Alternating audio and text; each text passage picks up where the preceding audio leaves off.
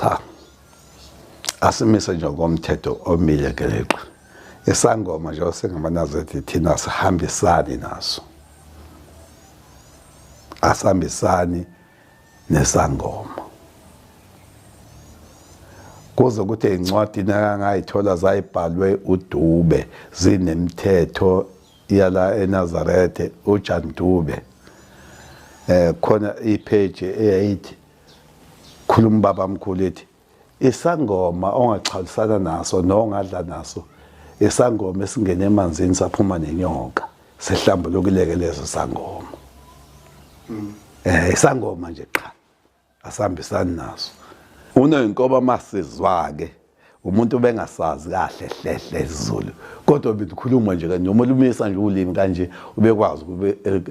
eliphendule kodwa yena uyizwe leqala nje ukuthi hayi lo into mina ayibukile yena sonke isikhathi ifana ngalo wambona kanje wayengenabantwana unoyinkobe manje efike ezocela enkosini inkosi yasembusisa amangizwa ke kwababe khona babe nendlu eStamford Hill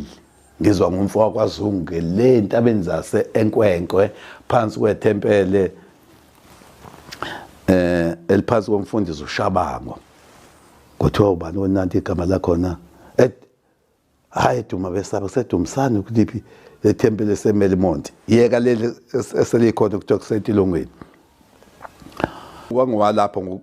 ngokuzalwa eNazaretha uthi ke la yafika inkosi bese vela behleke ufika uNoyinkobe wafika uNoyinkobe sekhala zithi hawu baba anginamntwana beka lo mabele kamina ayikhona ngane mina hlupheka wasethi waba inkosi kubusisa wasethathe sengihambile ngezweni lakini wahamba kanjani ezweni lakini wena eNdiya na kwakhomba ukuthi kwakuyilezi zikhazi zama-joining amangezwa ama-joining abantu bengezwani nokuhlahla iy'moba wafika ngokucontract la waze wagcina selithanda izwe sekuba njalo kanti le muva kavalisanga wasethi sengifike ngakucelela umntwana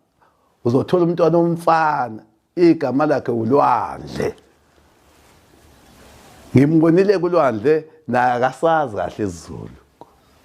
kodwa besikhuluma nje kahle nje